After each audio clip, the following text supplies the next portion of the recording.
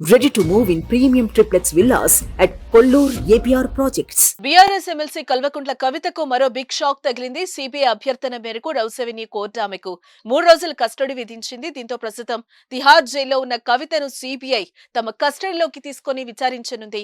ఈ నెల 15 ఉదయం 10 గంటల వరకు కవితకు సిబిఐ కస్టడీకి అనుమతిస్తూ కూడా కోర్టు తీర్పు వెలువరించింది. ఇప్పటికే ఆమెను ఈడీ పలు ప్రశ్నలపై విచారించగా సిబిఐ కూడా మరికొన్ని అంశాలపై ప్రశ్నించనుంది.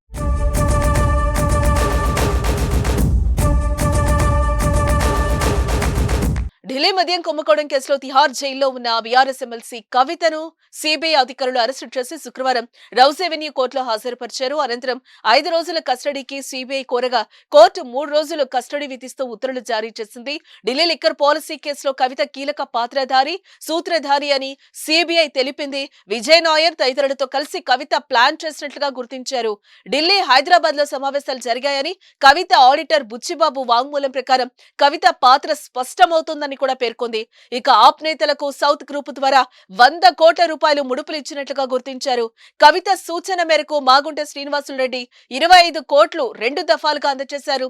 ఈ విషయాన్ని ఆయన తన వాంగ్మూలంలో వెల్లడించాడు.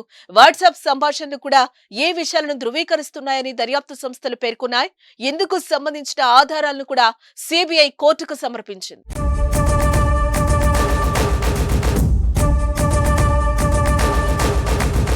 ఢిల్లీ లిక్కర్ కేసులో మార్చి 15న ఈడీ అధికారులు హైదరాబాద్ లో కవితను అరెస్టు చేశారు.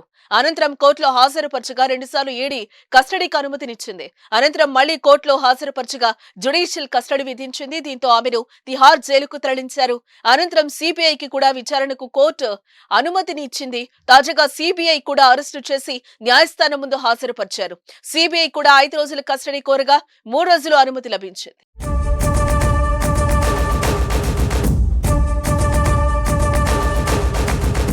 సుమన్ టీవీలో మీ పర్సనల్ అండ్ బిజినెస్ ప్రమోషన్స్ కోసం కింది నెంబర్కి కాంటాక్ట్ చేయండి.